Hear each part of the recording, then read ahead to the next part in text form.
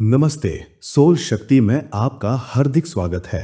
आज हम एक ऐसे विषय पर चिंतन करेंगे जो हर इंसान के जीवन को किसी न किसी रूप में छूता है, गरीबी। जब हम गरीबी शब्द सुनते हैं तो मन में सबसे पहले क्या आता है? शायद खाली जेब, पैसों की तंगी या भौतिक सुख सुविधाओं का अभाव। लेकिन क्या गरीबी का अर्थ केवल इतना ही है? जरा और गहराई में उतरें, उस एहसास को महसूस करें जब किसी के सपनों का दम घुटने लगता है, जब उसे लगता है कि उसके पास कोई विकल्प ही नहीं बचा, जब हर सुबह की पहली किरण उम्मीद नहीं बल्कि एक और दिन के संघर्ष की चिंता लेकर आती है और हर रात की खामोशी में जीवन की बेबसी का शोर सुनाई देता है। ये अवस्था पैसों की कमी से कहीं ज्यादा भयावह है। ये आत्मा की गरीबी है। तो इसी गहन सत्य को छूते हुए महान गुरु परमहंस योगानंद जी ने कहा था कि गरीबी केवल जेब की हालत नहीं है, ये चेतना की एक अवस्था है। तो आज हम अपनी चेतना की इसी अवस्था को समझने और उसे बदलने की एक आंतरिक यात्रा पर चलेंगे।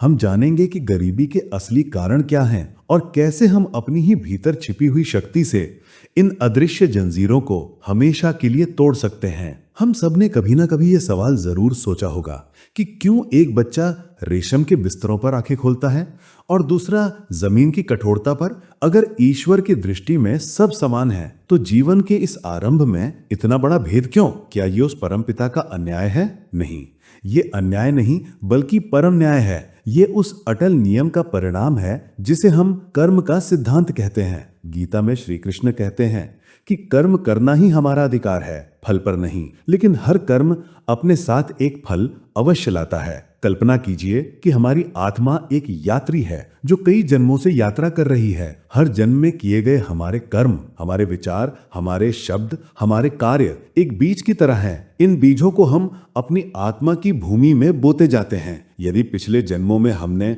आलस्य, लापरवाही, लोभ या दूसरों के अधिकार छीनने जैसे बीज बोए हैं तो इस जन्म में हमें गरीबी और अभाव की कड़वी फसल काटनी पड़ती है। ये कोई सजा नहीं है बल्कि एक संतुलन है। ब्रह्मांड का गणित कभी गलत नहीं होता। आपने देखा होगा, एक ही परिवार में, एक ही माहौल में पले बढ़े कुछ भाई बहन सफलता की ऊंचाइयों को छू लेते हैं जबकि कुछ जीवन भर संघर्ष करते रह जाते हैं। ये केवल संयोग या शिक्षा का अंतर नहीं है, ये उनकी आत्माओं पर अंकित कर्मों का प्रभाव है। जिस आत्मा ने परिश्रम, सकारात्मकता और धर्म का मार्ग चुना है, ब्रह्मांड उसके लिए अवसर बनाता है। और जो आत्मा अपने ही नकारात्मक कर्मों के जाल में फंसी है वो हर अवसर पर फिसलती रहती है। लेकिन यहाँ सबसे महत्वपूर्ण प्रश्न ये उठता है कि अगर गरीबी हमारे ही कर्मों का फल है तो क्या हम हमेशा के लिए इसके दास बने रहेंगे? क्या हम इस बंधन से कभी मुक्त नहीं हो सकते? इसका उत्तर है नहीं, बिल्कुल नहीं। क्योंकि कर्म पत्थर की लकीर नहीं है, ये एक बहती हुई नदी की तरह है जिसकी दिशा बदली जा सकती है। परमहंस योगानंद जी ने हमें आश्वासन दिया है कि जैसे लोहे की जंजीरें बनाई जा सकती हैं वैसे ही तोड़ी भी जा सकती हैं। गरीबी भी एक जंजीर है और इसे तोड़ने की शक्ति तुम्हारे ही भीतर है। तो आइए उन दिव्य कुंजियों को खोजें जिनसे हम अपनी चेतना के इस कारागार का ताला खोल सकते हैं। पहली कुंजी, अपनी सोच की जंजीर को तोड़ें। यह सुनने में बहुत सरल लगता है लेकिन यही सबसे कठिन और सबसे महत्वपूर्ण कदम है। जब कोई व्यक्ति वर्षों तक अभाव में जीता है तो उसके अवचेतन मन में एक गहरी धारणा घर कर जाती है कि मैं गरीब हूँ, मैं सफलता के लायक नहीं हूँ, मेरी किस्मत ही खराब है। यही सोच असली जंजीर बन जाती है। ये भौतिक गरीबी से भी ज्यादा मजबूत होती है।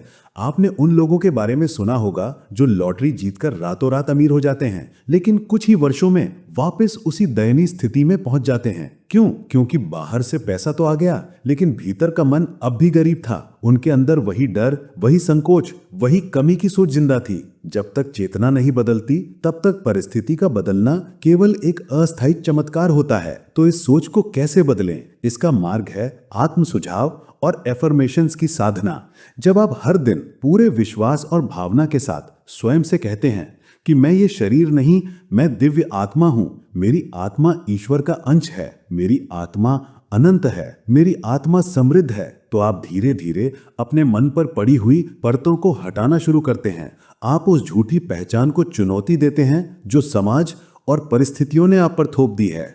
सोचिए, एक नन्हा सा बीज जब कठोर धरती का सीना चीरकर बाहर आ सकता है, तो क्या हमारी आत्मा के भीतर इतनी शक्ति नहीं कि वो गरीबी और निराशा की चट्टान को तोड़ दे? अवश्य है। दूसरी कुंजी, अपने कर्मों की दिशा बदलें। केवल सोचना काफी नहीं है, सोच को कर्म में बदलना पड़ता है। बहुत से लोग केवल भाग्य को कोसते रहते हैं, लेकिन अपनी मेहनत, अपनी ईमानदारी और अपनी नीयत को बदलने का प्रयास नहीं करते। यदि आपने पिछले जन्मों में अनजाने में गलत कर्मों से गरीबी का बीज बोया है, तो आपके पास इस जन्म में अच्छे कर्मों से समृद्धि का बीज बोने की पूरी स्वतंत्रता है। और अच्छे कर्म का अर्थ केवल मंदिर में दान देना या पूजा पाठ करना नहीं है। अच्छा कर्म है अपने काम को पूरी लगन और ईमानदारी से करना। अच्छा कर्म है किसी का हक ना मारना, किसी को धोखा ना देना। अच्छा कर्म है निस्वार्थ भाव से दूसरों की सहायता करना। और सबसे महत्वपूर्ण, अच्छा कर्म है अपनी नीयत को सदैव पवित्र रखना। जब आपकी नीयत साफ होती है तो ब्रह्मांड की अदृश्य शक्तियां आपके लिए रास्ते खोलना शुरू कर देती हैं। हर कर्म एक ऊर्जा है, और जब आप सकारात्मक ऊर्जा ब्रह्मांड में भेजते हैं तो वो कई गुना होकर आपके पास लौटती है। इसलिए कर्म से कभी निराश ना हो, बल्कि इसे एक ऐसा औजार माने जिससे आप अपना भाग्य लिख सकते हैं। तीसरी कुंजी, आध्यात्मिक शक्ति को जागृत करें। मनुष्य केवल अपनी मेहनत और बुद्धि के बल पर एक सीमा तक ही सफल हो सकता है। असाधारण सफलता के लिए उसे अपने भीतर की उस दिव्य ऊर्जा को जगाना होता है जो हर बंद दरवाजे को खोल सकती है। ये ऊर्जा ध्यान से, प्रार्थना से और ईश्वर के साथ एक जीवंत संबंध बनाने से जागृत होती है। क्रिया योग जैसी वैज्ञानिक ध्यान पद्धतियां हमें इसी ऊर्जा को नियंत्रित करना सिखाती हैं। जब आप हर दिन कुछ समय के लिए दुनिया के शोर से दूर अपनी आंखें बंद करके अपनी श्वासों पर ध्यान केंद्रित करते हैं और अपने भीतर की गहराइयों में उतरकर उस परम शक्ति से जुड़ते हैं, तो चमत्कार होने लगते हैं। जब आप प्रार्थना करते हैं, हे ईश्वर, मैं आपकी शक्ति का अंश हूं, मुझे मेरे सभी बंधनों से मुक्त करो, तो आप केवल शब्द नहीं कह रहे होते, आप अपनी आत्मा की शक्ति को ब्रह्मांड की महाशक्ति से जोड़ रहे होते हैं। धीरे धीरे आपकी आत्मा पर पड़े कर्मों के बोझ हल्के होने लगते हैं और जंजीरें एक एक कर टूटने लगती हैं।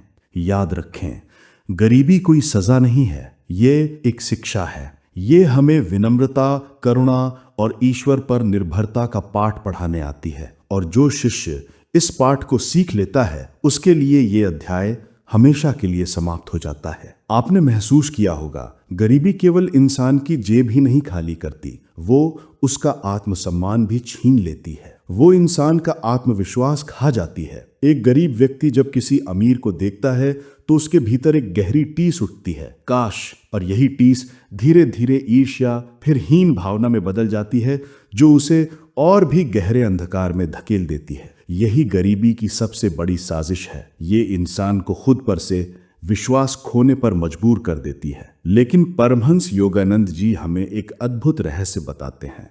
वो कहते हैं कि गरीबी हमारी आत्मा की असली पहचान नहीं है, ये केवल एक परछाई है जो हमारे पिछले कर्मों से बनी है। और परछाई कभी सत्य नहीं होती, सत्य तो प्रकाश है। और जब इंसान अपनी आत्मा के प्रकाश को पहचान लेता है तो गरीबी की परछाई अपने आप मिट जाती है। चौथी कुंजी, देने का सुख यानी दान का रहस्य। अब आप कहेंगे, जो खुद गरीब है वो दान कैसे कर सकता है? यहाँ दान का अर्थ केवल पैसा देना नहीं है, असली दान नियत का होता है। अगर आपके पास मुस्कुराहट है तो किसी दुखी को दे दीजिए, ये दान है। अगर आपके पास हिम्मत देने वाले 2 शब्द हैं तो किसी निराश व्यक्ति को दे दीजिए, ये दान है। और अगर आपके पास किसी की मदद करने के लिए थोड़ा समय और शक्ति है तो वो दे दीजिए, ये दान है। और अगर आपके पास 1 रोटी है तो उसमें से आधा टुकड़ा किसी भूखे के साथ बांट लीजिए, ये महादान है। जब आप देना शुरू करते हैं तो आप अपने अवचेतन मन को ये संदेश देते हैं कि मेरे पास कमी नहीं है, मेरे पास बहुतायत है। आप अभाव की चेतना से निकलकर समृद्धि की चेतना में प्रवेश करते हैं। देना उस ताले की चाबी है जो हमारे कर्मों के बोझ को हल्का करता है। एक बार एक अत्यंत गरीब महिला परमहंस योगानंद जी के पास आई और रोते हुए बोली, गुरुजी, मैं बहुत गरीब हूँ, मेरी किस्मत बहुत खराब है। योगानंद जी ने उसकी ओर करुणा से देखा और कहा, बेटी, सबसे पहले तुम्हें यह कहना छोड़ना होगा कि तुम गरीब हो, क्योंकि जब तक तुम खुद को गरीब मानती रहोगी तब तक गरीबी तुम्हें छोड़कर नहीं जाएगी। उन्होंने उसे एक सरल साधना दी हर दिन दोहराने के लिए, मैं गरीब नहीं हूं, मेरी आत्मा समृद्ध है। उस महिला ने गुरु के शब्दों पर पूर्ण विश्वास के साथ अभ्यास शुरू किया। कुछ ही महीनों में उसके जीवन में ऐसे अवसर आने लगे जिनकी उसने कभी कल्पना भी नहीं की थी। उसकी परिस्थिति बदलने लगी। क्या बदला? उसकी सोच, उसका विश्वास, उसकी चेतना। पांचवी कुंजी, विश्वास और धैर्य। गरीबी की जंजीरें एक रात में नहीं टूटती। जैसे एक पेड़ को फल देने में समय लगता है, वैसे ही कर्मों के बीजों को बदलने में समय लगता है। अगर हमने कई जन्मों में नकारात्मक कर्मों का बोझ इकट्ठा किया है तो उसे हटाने के लिए निरंतर प्रयास और धैर्य की आवश्यकता होगी। लेकिन अगर आप अटूट विश्वास के साथ इन आध्यात्मिक नियमों का पालन करते हैं तो बदलाव निश्चित है। ईश्वर आपकी हर प्रार्थना सुन रहा है, आपका हर अच्छा कर्म गिना जा रहा है। तो मेरे प्रिय आत्मन, गरीबी से अमीरी की यात्रा केवल बैंक बैलेंस बढ़ाने की यात्रा नहीं है। ये संकीर्ण सोच से विराट चेतना की ओर यात्रा है। ये डर से साहस की ओर यात्रा है। ये निराशा से अटूट विश्वास की ओर यात्रा है। ये अंधकार से प्रकाश की ओर यात्रा है। असली अमीरी तब है जब आपके पास मन की शांति है, हृदय में संतोष है, रिश्तों में प्रेम है और आत्मा में ईश्वर का साथ है। जब आप अपनी सोच को बदलते हैं, अपने कर्मों को शुद्ध करते हैं, ध्यान द्वारा अपनी आत्मशक्ति को जगाते हैं, देने का भाव रखते हैं और ईश्वर पर अटूट विश्वास रखते हैं, जब ये पांचों बातें आपके जीवन का हिस्सा बन जाती हैं तो गरीबी की कोई भी दीवार इतनी ऊंची नहीं कि आपको रोक सके। आज अभी इसी क्षण अपनी आंखें बंद करें और मेरे साथ इस संकल्प को दोहराएं, मैं ये नश्वर शरीर नहीं, मैं असीम अविनाशी आत्मा हूं। ईश्वर मेरे पिता हैं। सारी समृद्धि, सारी शक्ति, सारा ज्ञान मेरा जन्म सिद्ध अधिकार है। मैं अभाव की चेतना को त्यागता हूं और अपनी दिव्य समृद्धि को स्वीकार करता हूं। ओम शांति शांति शांति।